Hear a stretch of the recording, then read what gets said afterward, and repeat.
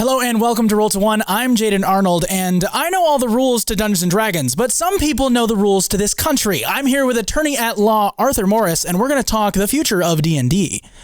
Arthur, before we get into all that jazz and pizzazz, I need to know a little bit about you so that the audience has some context. Wow, it's an absolute pleasure to be here. And so a little bit about myself is that I actually started my legal career over in India, where I was raised. I was born in Russia. And then after moving back to the United States, I took a law degree here and then petitioned to the bar and then got through that whole process, which was a lot more complicated than the India version of it. But yeah, and then I moved on, and yeah, it was a fun time. Right on. Yeah. All right, so you actually approached me, interestingly enough, and said that you were doing something, and of course my ignorant butt thought it was a suit, but what you're doing is you're doing what's called a review. Can you explain to me at least what the context is, why you approached me, and what is happening, what are you doing in particular? Right. So the particular, I am sure as you know, the Open Gaming License 1.1 presented a particular challenge. It was 1.1 that presented the challenges, largely because states across America are really trying to grapple with what the First Amendment protections are. Okay. And because of that, the state, this particular one, thought it would be a good idea to review the particular regulations that. And essentially, this is sort of a regulatory framework that they've established. So they presented a paperwork, and you're saying that the 1.1 document was problematic? That's what we're saying? Because it restricted certain speech aspects, which could be problematic under the First Amendment protections. And this is not just in whatever state you live in, you have the right to a First Amendment protection. Okay. For free speech. So there was some sort of, at least to my understanding, there's some sort of bias being presented, and regardless of political or opinion on at least what the bias was about, you're saying that somewhere within the document this bias is present. Yes. So do you have either a specific? I would say that the particular concern. I think you could reference it if you know it offhand, but if not, then I'm just like the particular restrictions that are being applied that on dungeon masters like yourself and any particular gameplay. Like what's presented, gameplays, I'm not that big of an expert on Dungeons and Dragons, but that's why I'm here. Yeah, but I do know that each individual has the ability to create their own gameplay, and that can oftentimes, in the eyes of the particular parent company in this situation, might be seen not as politically correct. So is it the things that I play, or is it what I publish? It's both. It is both. It's both under 1.1. Yes. Under 1.1, if I am putting a let's say for example, I have a gay character, because I believe it's referencing these particular contexts. I have a gay character in my game, and that gay character is, maybe I have an opinion that is one way or another. Regardless, that character is evil, and so Dungeons and Dragons has taken it upon themselves to find that problematic, that I have an evil gay character in my game. They're able to do something about that under 1.1? They could send you a cease and desist notice under their provisions that they have under 1.1, because they could interpret that as a bias against homosexuality. Interesting. And that is technically a protected category under their particular regulations they put out. So they definitely could send a cease and desist order. However, the legality of possibly pursuing legal action on that would be problematic, because rules are not protected under any copyright or trademark regulations in the United States. So rules as in rules like Dungeons and Dragons? Yes, Dungeons and Dragons rules. So it's imagine Scrabble. Yep. Scrabble is it's a game that is based upon the development of words. Right. Now there are other forms of games like that have been developed, like Words with Friends and Words all those. with Friends. Exactly. They can do that because the actual game is not protected under any copyright or IP protections. But that's where it really comes down to the controversy from the legal world, is really the difference between essentially trademark regulations, which is essentially the Dungeons and Dragons logo that would be trademarked. Right. And then obviously then copyright, which is like which is expression, which is like their, like if there's like I don't know what, like dragon. Sure. So I guess let me ask this question, because I'm trying to wrap my head around contextually what this means. So 1.1 is sort of being replaced by 1.2. Yes. At least according to latest news at the time of this recording. Right. But so 1.1 remains problematic just because of its existence, or 1.1 is or set a precedence? Like, I'm just trying to understand. It does set a precedence. It's concerning to any state or federal government because it allows a rather popular gameplay medium, essentially, to institute very restrictive regulations on speech. And they know that, and 1.1 does specify that above $750,000, they can impose a 25% revenue rule. Right. Which is, I guess... That was consistent with 1.0, I believe. No. No, that's different? Okay, interesting. 1.0, those... Oh, that was the 1.0. That's the thing that we're all referencing. Yeah, that we're all good there. Yeah, the margin... the specific rule is 25% of marginal profits. Okay.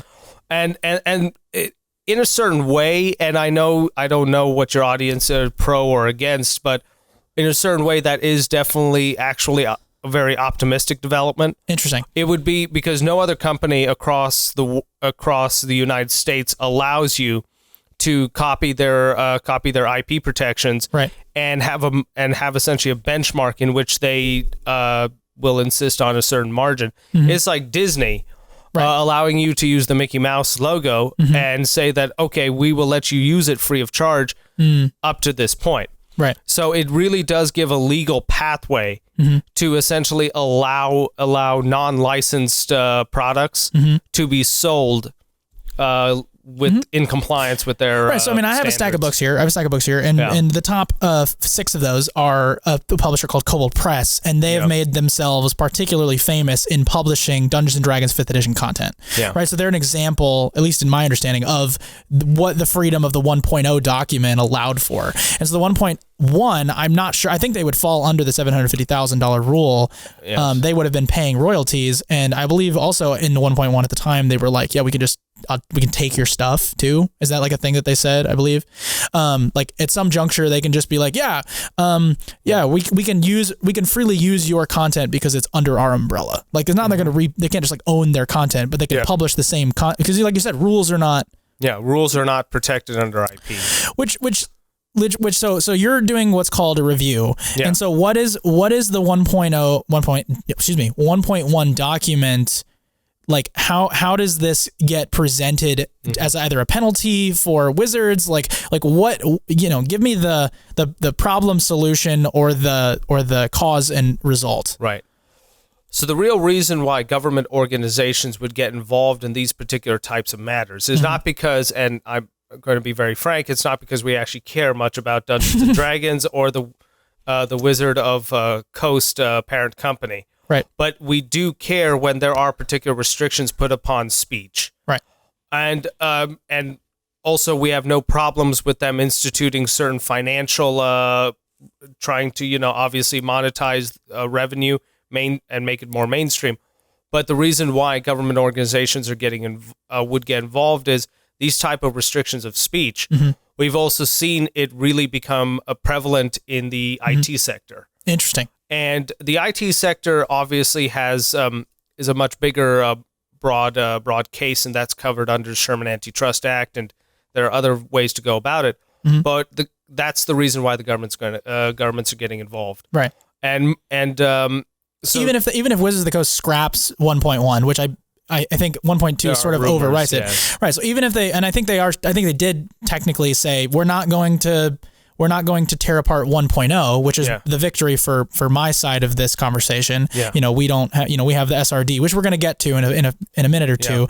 But I think the 1.1 document, it's not getting scrapped, or it is getting scrapped. Like what happens if it gets scrapped? Is the review over? Like what happens? You know what I mean? If it gets scrapped, of course, there's still methods in which we would try to compel the particular parties involved to explain why they were putting those particular restrictions in place, And do they feel that organizations such as themselves have the legal right to impose certain restrictions on speech? And that is obviously, and that would be essentially the length and breadth of that particular. Gotcha. But and I think, and rumors are that 1.1 will be scrapped or modified, and 1.2 will come out. But there will still be definitely discussions, and it might be held privately and not in a public forum, but it will definitely be held. Right. So I guess this brings me into the conversation, right? So the reason that you are chatting with me is because I said, all right, let's make a deal. You're like, I need you to do this thing for me. Yes. And I said, all right, sounds good. I'd love to. I'm not getting paid to do the thing I'm doing. Yeah. So basically I was like, you're going to chat with me on this conversation. Yeah. And what am I going to do? So what are you having me do? Why am I in your conversation? So if the particular committee does move forward with this particular review, we would need people to give testimony. And it's hard. There's a very small pool of individuals in the government sphere, let's just say, that actually have any real tangible knowledge of Dungeons, personal experience with the game, of Dungeons and Dragons. So we have to reach out to the Dungeons and Dragons community and ask for more expert advice and explain your viewpoint and why your community is feeling that the 1.1 or 1.2, if that is a path forward, on why those particular concerns are being raised by your community. Right. So I'm representing the state that I'm in as a gamer of it. That the context. Yeah. I mean, nice thing is that we have Roll2One and we have a bunch of us, right? So we're all of course willing to help the cause. And free, who doesn't want to defend free speech? I mean, like, come on, like that's like what you're, it's why I vote, right? Yeah, exactly. So here we are. Yeah. So that makes total sense. The idea that they're kind of setting a precedent that regardless of what happens to the document is problematic in conversation, allowing that into the political sphere, right? Like allowing that to be something that people can just be like, oh yeah, we don't like baseball bats, and if you include baseball bats in your game, we're going to strike you down for that because we're the parent company. Yeah. And I think that's not appropriate, regardless of your political opinion. Yeah. All right, so I'm going to move. Do you feel like we've resolved at least kind of somewhat, or do you have anything last minute you want to add to the conversation as far as the 1.1 or where you think either the future of this, like do you have any predictions for what Wizards might do? Because there are rumors with 1.2. Yeah. What's your expert opinion as an attorney?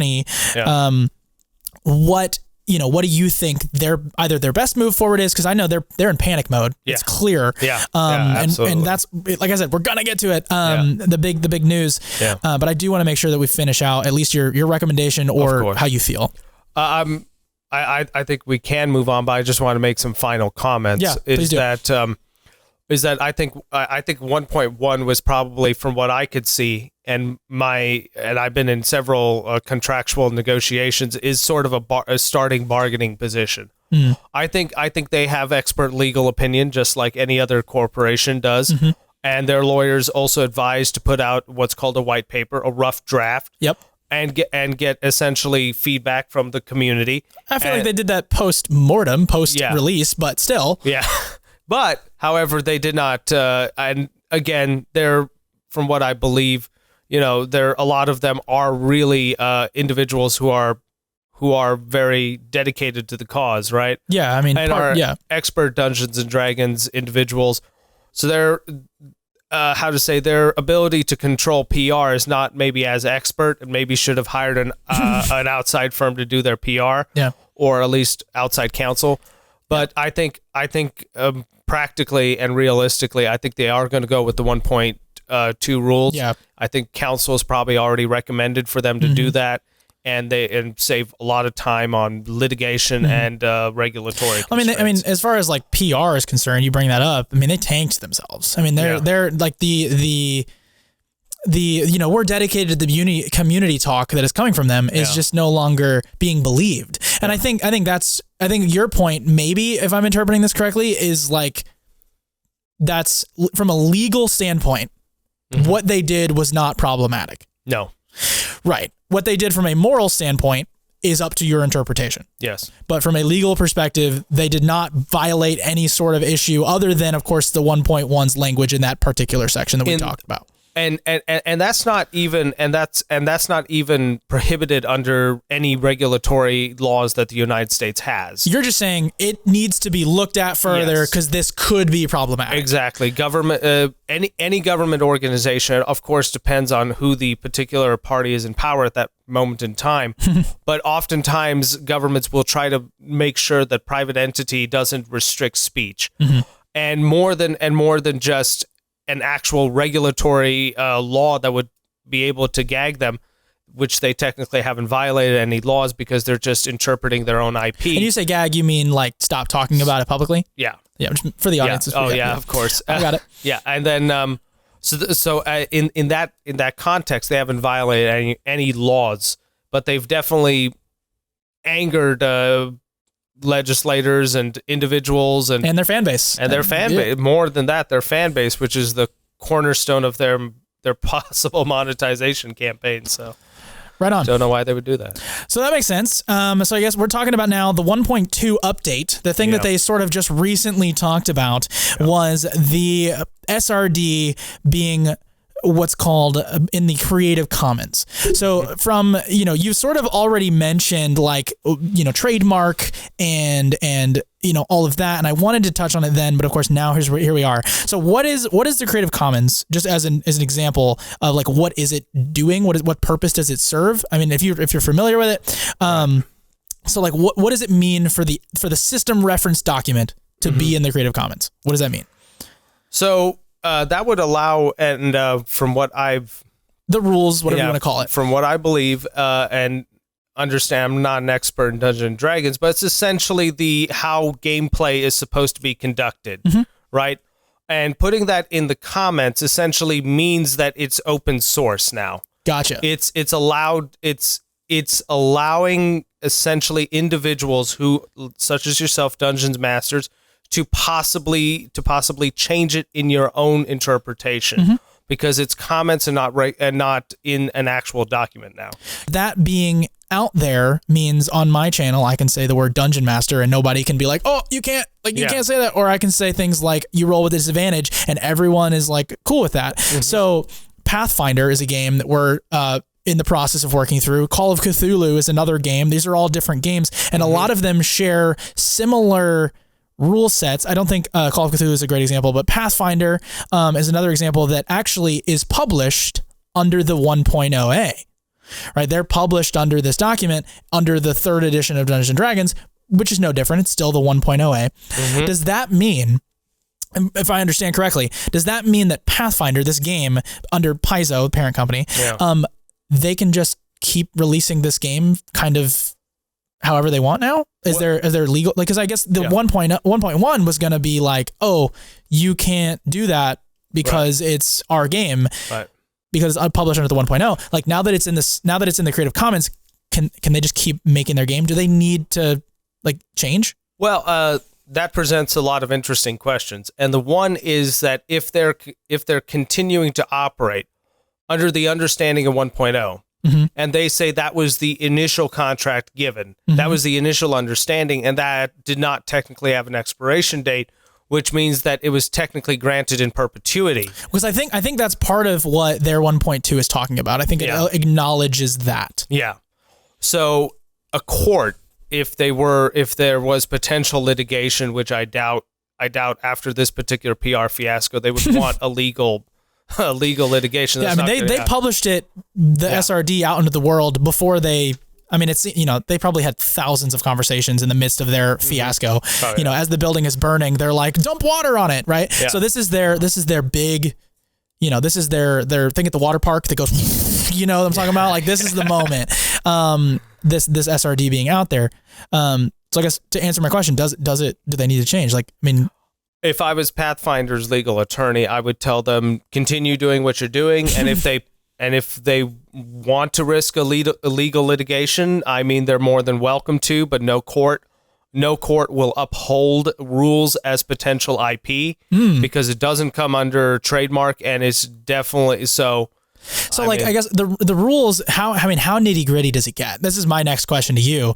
And if you don't have an answer to this question, I can move on to my last thing I want to talk about. Yeah. But so there's this thing in Dungeons & Dragons called a saving throw, right? A saving throw means I roll a dice, I add a particular statistic, and then the result is because of I'm dodging the way of an arrow. Yeah. I make what's called a dexterity saving throw. Dexterity, your body's physical movement. Is all of this referenced in the S? Yeah, it's in the SRD, right? Okay. So if I make this move, yes. Do I have to, if I publish a new game, yes, do I have to call it something else if I use the same thing? I'm wondering how nitty gritty does the freedom go? So that could come under copyright. Interesting. Because if that is reference under the SDR rules. SRD, sorry, yep, the SRD rules, that is copyright because that is in the document, that's in essentially the rules reference. Right. However, if you make a slight tweak to the move, that doesn't come under copyright protection anymore. If I call it something else, if I how, that's why I'm wondering because in a game I'm learning for fun, I just bought some old editions of Warhammer, the fantasy role playing game, and in that game they have everything they do is called tests, right? Yeah. They don't call it a check, they call it a test, right? And so they're rolling different dice and they're doing different things, but if I was to say roll a 20-sided dice and have a similar thing and I just call it a different thing. Is that problematic? If you call it something else, you have that is absolutely legally permissible. Yeah. Again, copyright is a very fine line, right? Because it's technically expression. That's the legal definition of it.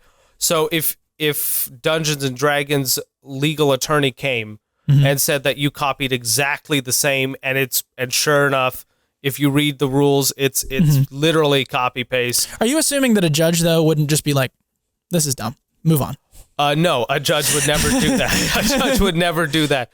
A judge is is supposed to be unbiased. So I guess if you're a judge in this context and you're presented with this argument where it's like this guy is rolling the same dice and doing the same thing and using everything as far as the naming conventions are all that's different. Right. So the presiding officer of any of these type of litigation matters will not make any judgment calls on this particular matter. Okay. That is for the legal counsel to present their argumentation. And in some cases, particularly related to damages, it might go to a jury trial. Interesting. To award damages. Damages meaning like compensation? Essentially compensation. Yeah. And depends on what type of, probably this would be loss of earnings. So some type of a punitive damages. So it'd be similar to the royalties context in that way. Yeah. Okay. But a judge would never say, dices are stupid because... No, that's not what I mean. Yeah. I guess I just mean this isn't worth taking to court. Can you guys just resolve this? You know what I mean? That's kind of where my brain goes. It's you're the one who's saying over and over and over and over again that the rules cannot be... Yeah. The rules are not one of those situations, but I'm that's why I'm asking how nitty gritty does it go? Because copyright is again, and this is very statutory, right? So if statutory meaning meaning under the law, under the code, it's codified. Right on. Essentially, codification, and a lot of this copyright and trademark has been codified for years now, and there's been a lot of. But Dungeons and Dragons is a relatively novel. There's not many court cases about Dungeons and Dragons. I mean, so give you an example just to for the audience who's what in the world does what are actually currently things that are different. So in Pathfinder, another game we're referencing about this conversation, they have what's called a champion. And those of us familiar with Dungeons and Dragons are champion fighter. Champion fighter is a thing. You're a subclass, you're a fighter, but you're not a something, but in Pathfinder, you're a paladin. You're basically a paladin without the name. You're what's called a champion.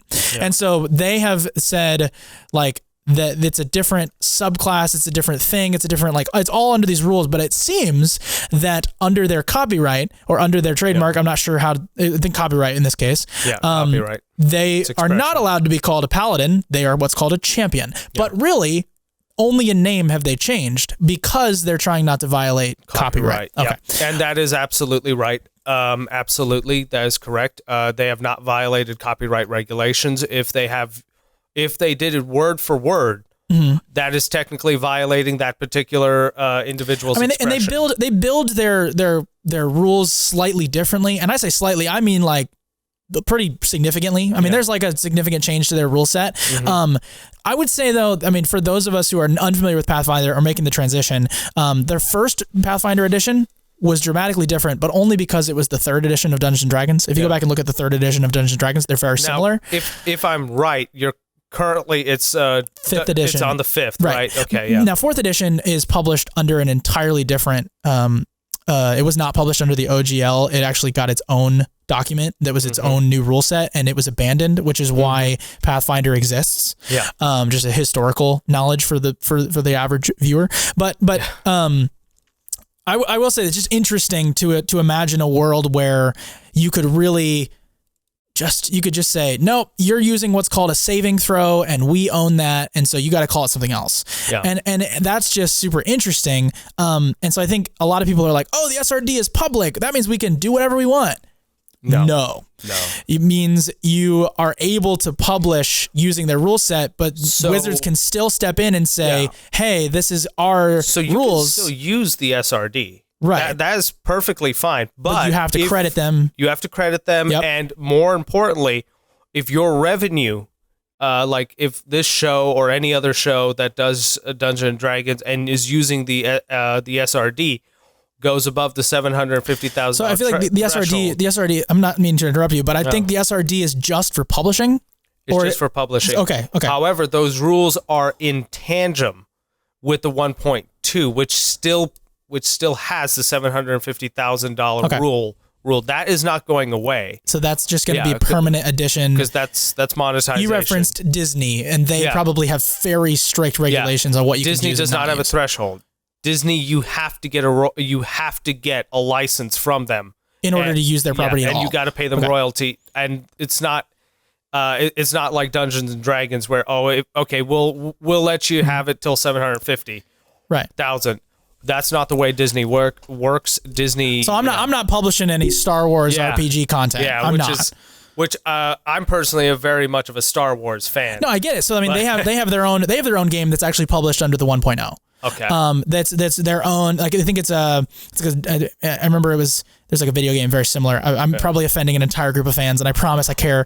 I just I know that game that they have is under the 1.0A. Right. And so that being a Disney property is just really interesting to have that powerhouse in the corner. And what is interesting about that is Disney, and if the Disney's 1.1 regulate, you said they had a game under 1.1. They had a game under 1.0. 1.0. They had a game under 1.0. Disney, which is a hugely profitable. Well, I guess they got it from LucasArts, right? They inherited it when they got the purchase. Essentially, obviously, it was that was the main reason it's they their bought IP, Lucas. right. Yeah. Otherwise, there's no reason to buy them. But so they were making a ton of money off of Dungeons and Dragons. I don't know, was it popular, the Star Wars one? I mean, people still play the Star Wars games. I'm not sure if they changed the dice situation, but I do recall that they did have a game under 1.0, which means that property is likely still in the ether being played by a fan base somewhere. And as long as it's 1.1, they don't really have any legal obligation to pay any royalties to the Wizards of West Coast, which is, if you think about it, really interesting because Disney can afford to, but I just think that's interesting. I'm just like trying to understand like when does the threshold exist? Is it like if I publish a new thing, that's when the $750,000 threshold is going to kick in? Yes. Okay. So it's only new property. So like these books here, as long as they can keep selling these all day long because they have, you said perpetuity, meaning that means forever. So just eternal. Great. Yeah. That's super, that's encouraging for the guy who has these books, right? You know what I mean? Trying to see if can I still use them? Like, am I going to get in trouble? But the moment you issue new content, that is now comes under the regulatory protections of 1.2. And now retrospectively they cannot go after any of these books, right? Which is, I guess, definitely encouraging. So now what about, I don't know the legal ramifications of this. Is a fun question. If I'm in the middle of preparing something, let's say I'm in development, I'm working on it, it's going to be under it, I'm going to be under this situation. I mean, is there a way for me to prove to the court that I was working on it under 1.0a and I'm about to publish it? Like, is there any way for me to be like, look, it's almost done. Like, all I have to do is sign it. Like, is there a way for me to do that? I'm not saying I have one. I'm not in the middle of it. But like, from a publisher's perspective, are they just like, all right, guys, abandoned ship. We gotta do something new. We can't publish anymore. If it gets, like, let's say 1.2 gets published right now, and it's like because they're still in review, I think, as of this recording, and so it's like, what is that? You know what I mean? Like, so that's very interesting, and you could definitely try during discovery to get witnesses to testify to that, as saying that. Most of the content was created before the implementation of 1.2. However, most regulators will side with Dungeons and Dragons, because it is upon the time of publishing. That it's essentially that if you say that, well, how to say this very interesting. It is to say, let's just say weed policy, right? Sure. Or the use of marijuana. And you say that you were smoking before legalization. Sure. But it was like you were caught at So I'm still in jail because of the time it was not. Yeah. So like essentially the date of effect of the law is at 12 o'clock that night. However, you were caught at 11 o'clock you are still in violation of the law. Okay. It's the same thing. So if I'm a publisher and you're my attorney, you're saying, all right, guys, you got to bail it. I'm sorry. You got to stop working on it. I would always switch it over, trying to find a different system. Like, what do you do? You know what I mean? Like, how do do you just let them down easy? Like, what I would do is, what I would advise is I would say, first of all, you've just published, you haven't violated any of the $750,000 threshold. And there are legal ways to try to change your IP. And that would to create essentially different LLCs, limited liability corporations. One LLC controls the book on let's just say. Oh, so it makes its own wealth? Is that what you're saying? Interesting. So you would have multiple, and then you just swap IPs. So it's essentially where you start switching your asset base. So Wizards of West Coast. This is other coast. Doesn't know which legal entity holds that IP at that point in time. So it's very hard to pursue litigation. And it's very hard. So you would have multiple LLCs exchanging IP amongst themselves. You're just playing. I mean, talking about deck saving throws. You're just dodging arrows left and right, trying to avoid litigation. Yeah. That's really interesting. So you're saying, depending on how big the company is, you're like, all right, there's a way to get through this. It's convoluted and complicated, but we can do it. And it's no different than what multinational companies do with their own IP. So interesting. So really, I mean, unless I'm like really digging in, I have no way of knowing if all of these books are different IPs but under the same publisher. Yeah. So Cobalt Press could be an LLC in multiple different jurisdictions. So let's just say this one is in North Dakota. This one is in Arizona.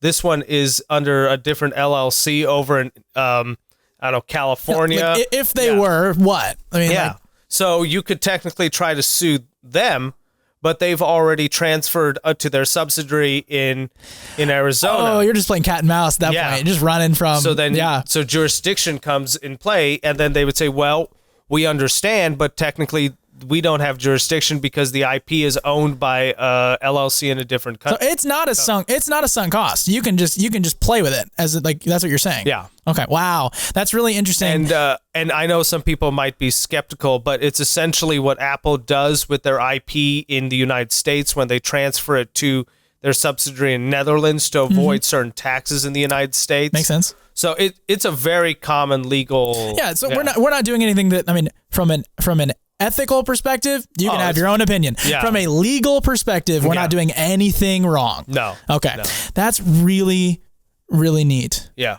So, like from a Dungeons and Dragons perspective, just for my mental wrap up, just to kind of understand, you're going to review and look at the potentially legally problematic speech in 1.1. Yes. Regardless of what happens with the publishing of 1.2. Yes. And 1.2, as it updates... And again, if it's 1.2 and 1.2 does not include those restrictions, I believe that conversation would be more private. Right. Would be more just, don't try to do this again. Don't do it again, and we're going to mess with you. Yeah.